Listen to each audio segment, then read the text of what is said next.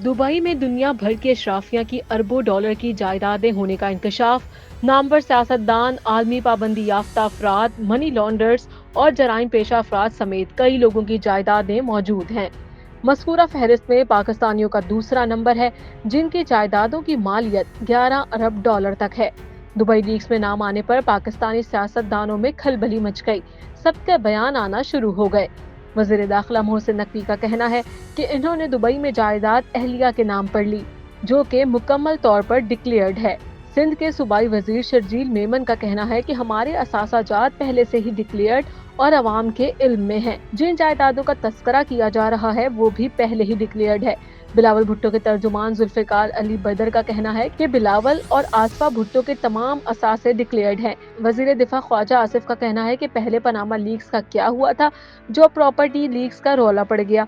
नवाज शरीफ, जिसका पनामा से कोई ताल्लुक न था, इसको टारगेट किया गया। अब प्रॉपर्टी लीक्स में क्या नया इंकशाफ हुआ है?